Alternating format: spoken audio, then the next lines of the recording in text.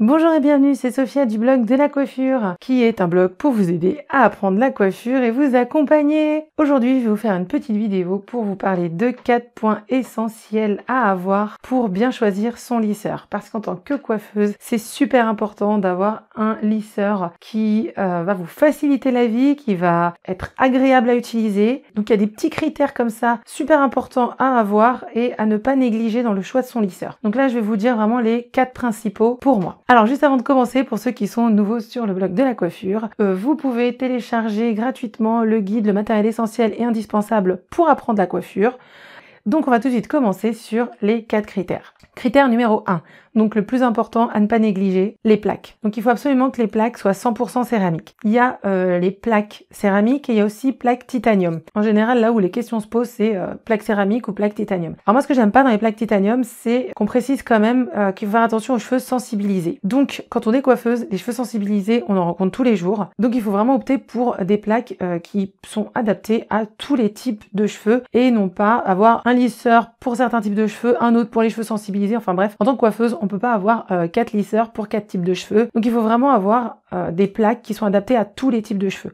Donc surtout 100% céramique, donc on met le prix dans son lisseur. Pourquoi? Si vous n'avez pas des plaques 100% céramiques, elles vont s'égratiner au bout d'un moment. Et quand ça va s'égratiner, en dessous, vous allez justement avoir des espèces de ferrailles. Ça va cramer les cheveux. Donc toutes celles qui passent par là, qui ont un lisseur un peu abîmé, pas plaque 100% céramique et qui voient que ça s'effrite, vous pouvez le jeter à la poubelle.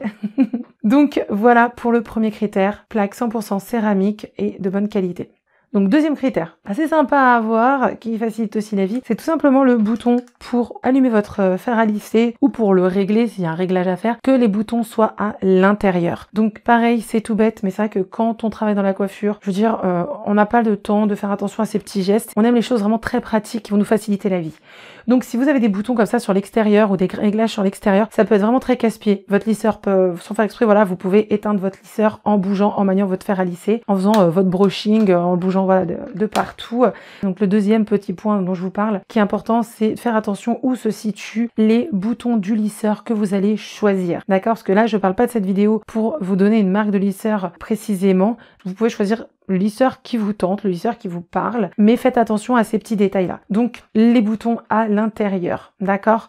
Troisième petit point hyper important, c'est la taille de votre cordon. Des fois, vous pouvez trouver peut-être un super lisseur, mais qui ne va pas être adapté aux professionnels. Ça veut dire que votre cordon va être court, vraiment, je sais pas, on va faire 1 mètre seulement pour juste faire votre petit brushing dans la salle de bain et brancher votre lisseur juste à côté de vous. Quand on est coiffeur, coiffeuse, il faut vraiment un fil qui soit super long, d'accord? Donc, il faut au moins, dans l'idéal, du plus de 2 mètres de fil pour être vraiment à l'aise. Voilà, mais en tout cas, en général, les lisseurs professionnels vont vraiment avoir des cordons de plus de 2 mètres. Donc vraiment faites attention à ce détail-là, d'accord? Si vous flashez sur un lisseur mais qu'il n'a pas ce petit détail pro, oubliez. C'est vraiment absolument un fil long. Sinon, ça va vous pourrir la vie. Vous n'allez pas vous trimballer avec une rallonge extra longue de partout, surtout si vous êtes à domicile. Donc détail hyper important.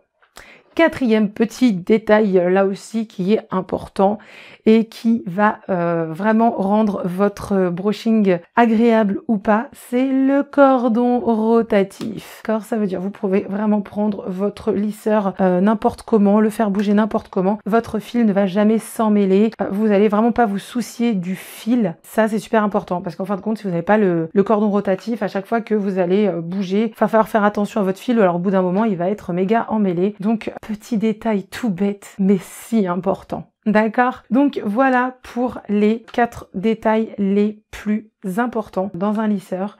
Après que votre lisseur ait un cache de protection ou pas, c'est pas important, ça on peut toujours acheter une pochette.